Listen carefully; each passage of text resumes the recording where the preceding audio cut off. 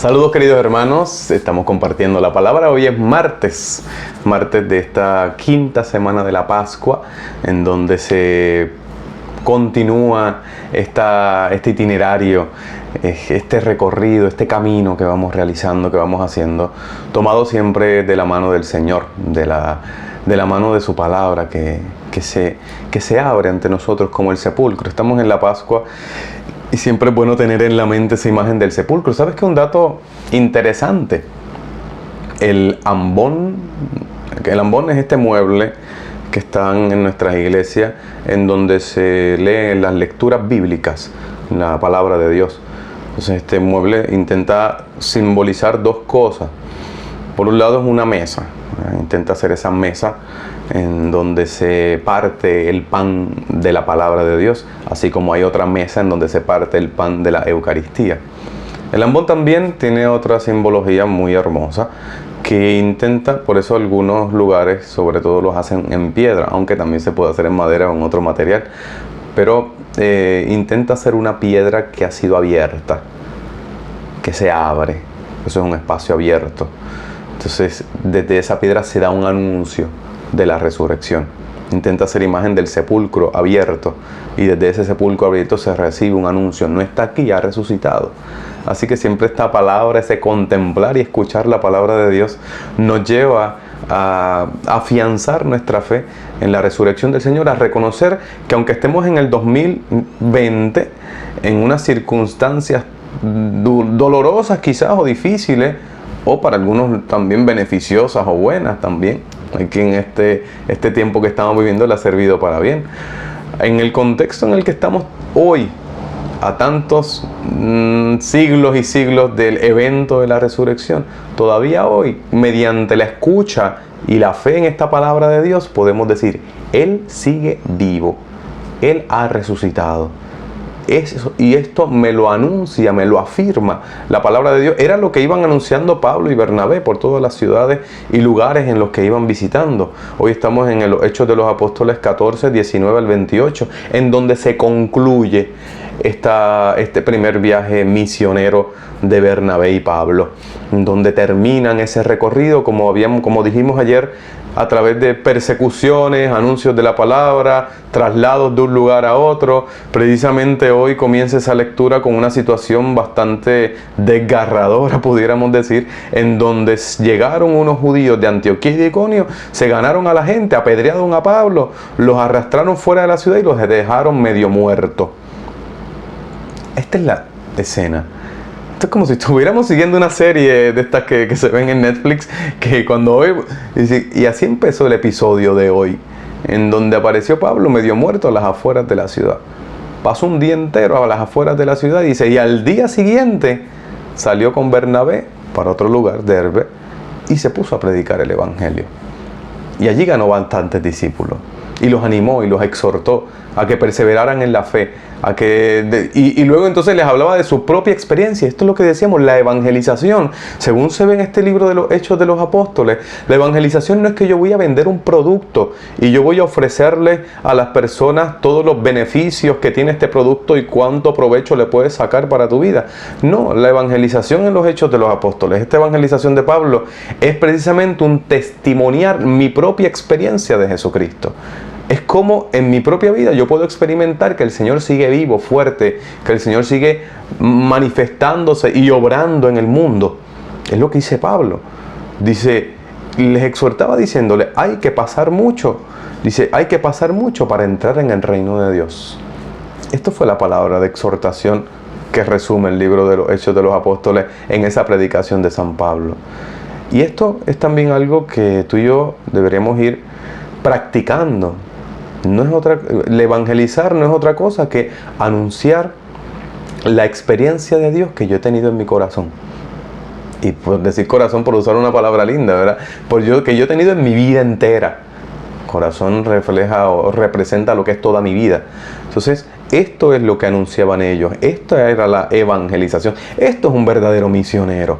Por tanto, todos somos misioneros, porque el misionero es aquel que anuncia la experiencia que yo he tenido de Dios. es lo que luego ellos hacen. Dice, no solamente anunciaban, sino que luego estructuraban una iglesia. Se preocupaban porque aquel anuncio que ellos estaban dando continuara firme, estable. Designaban presbíteros, oraban, ayunaban, los encomendaban al Señor. O sea, había una estructura de iglesia que se formaba a partir de ese primer anuncio. No era simplemente decir cosas lindas para emocionar a la gente, que a veces pensamos, es un gran misionero. ¿Por qué? Porque habla bien bonito y la gente se emociona. Pues eso es una parte de la misión. Eso es una parte de lo que hacían ellos.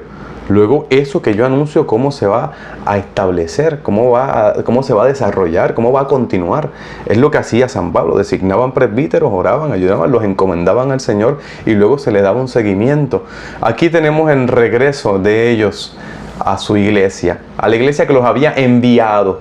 ¿Recuerdas cómo veíamos hace unos días atrás cómo esta iglesia de Antioquía hace la función que tenía el mismo Jesucristo? La iglesia tiene el mismo poder de Jesucristo. Jesucristo era el que enviaba a sus discípulos a predicar la palabra, a curar y a evangelizar.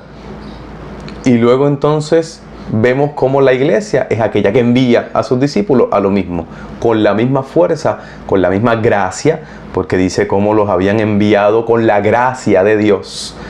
Y luego entonces ellos alaban a Dios. ¿Qué es alabar? El salmo de hoy, que es el salmo 144 o 145, no, 144, no importa dónde lo busques. Este salmo nos muestra, es un salmo del llamado Halel, que son esos salmos de alabanza, de alabar al Señor. ¿Y qué es alabar?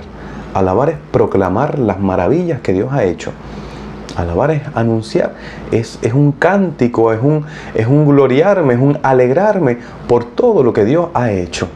San Pablo fueron lo que hicieron cuando llegaron allí. Dice, les contaron lo que Dios había hecho por medio de ellos y cómo había abierto a los gentiles las puertas de la fe, o la puerta de la fe, que es una expresión muy hermosa para mostrar esa entrada hacia la iglesia, la puerta de la fe que se abre. Así entonces vemos cómo esta alabanza de Dios por todo lo que ha hecho, por todo lo que va realizando. Nosotros también tenemos que hacer actos de alabanza. A veces nuestras oraciones incluyen poco alabanza o los limitamos a un sector, a un grupo de la iglesia, aquellos que alaban a Dios. No, debería ser parte normal de nuestra espiritualidad, de nuestra vida cristiana, alabar al Señor, que no es otra cosa que alegrarme por las maravillas que va haciendo, por las maravillas que va realizando, hacer un recuerdo, un recordar lo que el Señor va haciendo con nosotros. Así entonces Jesús en el Evangelio de hoy, que como decía continúa y concluye una parte de este discurso de Jesús en la última cena. Esta parte en la que va hablando del morar, del habitar en nosotros el Padre y Él. Entonces, en esta parte que se concluye hoy, vemos cómo Jesús le invita a la valentía. A una valentía que no se fundamenta en nuestra capacidad o en nuestras obras o en nuestras buenas acciones o en las cualidades humanas que tengo, sino que esa valentía se sostiene en la conciencia de que Dios está conmigo, de que el Señor me acompaña. Jesús le dice que no tiemble su corazón, ni se acobarde, porque yo te he dado una paz. No una paz del mundo, sino otra distinta, que no es aquella que viene del mundo. Aquí nos resuena que vendrá después ese discurso de Jesús ante Pilato. Mi reino no es de este mundo. Jesús viene a darnos algo que no hay en este mundo. Es algo más. Así que, porque a veces nosotros, nuestra vida cristiana la limitamos a veces a cuestiones muy humanas. La vida cristiana pues es conocer cosas interesantes y importantes, es hacer acción social, es hablar acerca de virtudes y cualidades humanas, que es muy bueno, pero a veces nuestro lenguaje cristiano se limita a una cuestión psicológica, sociológica, que como dije son muy buenas, pero no es lo original del cristiano, si lo decimos de algún modo. Lo original del cristiano es que el cielo se ha metido en la tierra. Es que lo divino se ha hecho humano. Es que Dios está con nosotros. Es que yo en mis tareas y en mis cosas de cada día puedo tomar conciencia y saber que hay una presencia de Dios, hay algo de divino en cada una de las cosas que hacemos. Y es lo que les invita el Señor a vivir y a creer a sus discípulos. Dice, yo habitaré, si ustedes creen en mí, yo voy a vivir dentro de ustedes. Y no se tiemble su corazón ni se acobarde. Sigan creyendo. Porque si siguen creyendo, sabrán que esa presencia de Dios está siempre dentro de ustedes. Y aunque venga el momento del sufrimiento, de la persecución, como habla ahí del príncipe de este mundo, como lo experimentaba Pablo en la primera lectura, ese príncipe de este mundo no tiene poder sobre mí. No puede mandarme a mí, porque estoy haciendo la voluntad de Dios. Así que aprendamos a esto, a hacer de la tierra un lugar en donde se está metiendo el cielo, donde está entrando Dios. ¿Cómo lo hacemos? Creyendo. ¿Cómo creemos? Escuchando la palabra del Señor que se me anuncia, que se me proclama cada día y llevándola a nuestras obras y acciones de cada día. Así que tengamos un día muy feliz. Seguimos siempre compartiendo la palabra de Dios mediante. Hasta mañana, si Dios quiere.